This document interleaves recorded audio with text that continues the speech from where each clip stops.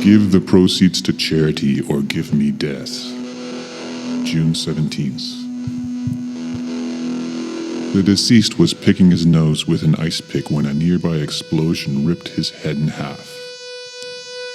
Since this had happened more than once, and we knew the doctor wouldn't come anymore, we worked hard to rip it out. Sometime around midnight it did come loose, but the blood simply would not stop flowing. We left the body there and wandered into the night, perhaps looking for the cause of the nearby explosion. One of us was torn in half by a man-wolf who ate only his eyeballs.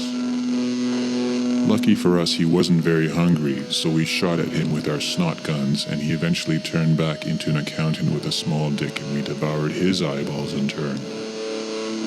Cutting open his stomach, we found grenade fragments and a pull detonation pin. Assuming that to be the cause of the explosion that had caused such irreparable harm to our friend and companion, we buried the three of them side by side holding hands. Little did we know that the truth was in fact much more sinister. Wandering through the forest one day some weeks later, I came across a political thriller. It seemed rather old, but had plainly been read once or twice. I opened the book, the spine cracked. Somewhere, somebody yelled in terrible pain. The book began. Tom Twillinger knew the terrible thing that he had to do. He didn't want to kill the man lying helpless before him, but these were the orders from Moscow. I read the words aloud.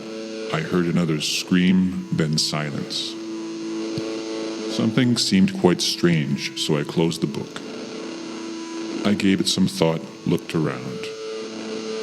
A bird was crowing above. I must have appeared quite startled because he swooped down and tried to peck out my eye. I swatted at it with the book. I missed the bird, but the book snapped in half. I didn't want this to happen. Perhaps the bird did. I didn't know exactly what was happening, so I went home with the two pieces of the book. I took it upstairs and laid it on the end table next to my bed and went back to my normal life, which was far from normal. I was a bounty hunter in a land where all aspects of typical life had gone undercover with the government.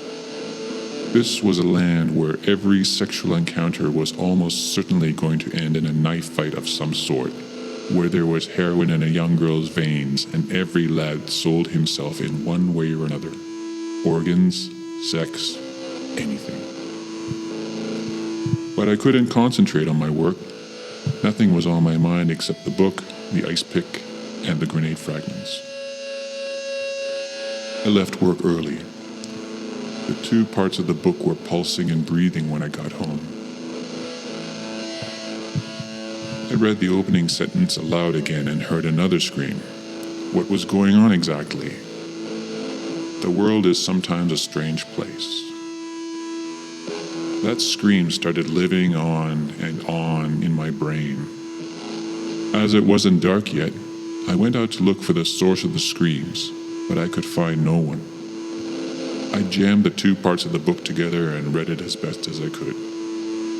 I kept reading until I got to a part that seemed particularly exciting. I suddenly decided to read out loud. The rockets whomped into the side of the building like a million bad metaphors from Victorian literature, when suddenly I heard a rapid whomp, whomp, whomp sound. That was like the perversion of all that was good in the universe into all that is bad. My building was under attack. I ran for shelter, but the sound of marching troops just got louder and louder. Finally, it all went away, and my room was my room again. I went around to investigate the damage. Funnily, there didn't seem to be much of it. It was mostly confined to the room where I kept most of my records, and that was about it. I later found the body of my secretary, a toothpick in her nose, bleeding. She had been a CIA spy. This is what happens to such people. But why the toothpick? Why not an ice pick? The book went on. and I kept reading this mushy, pulpy, broken book, for this was all that I could do anymore. It seemed so unlike anything that could actually happen in any kind of reality, no matter how far we stretched the limits of what we thought possible in a finite world. Where did sex end and love begin? Where did peace end and strife begin? What was hygienic and what was disgusting? Perhaps life really was a waste of time, or perhaps we were in control of nothing. The ice pick and the toothpick had been removed and compared next to the grenade fragments. They disappeared and seemed to have never existed. What was so strange about this picture? We loved the world, and this was what the world did to us. Days went by. I had forgotten the book. What could have gone wrong now? I was no longer afraid of a little book. This was the stupidity of what I said and wrote. What could have been more stupid than a book like this one? But eventually the book haunted me again. I read to another point.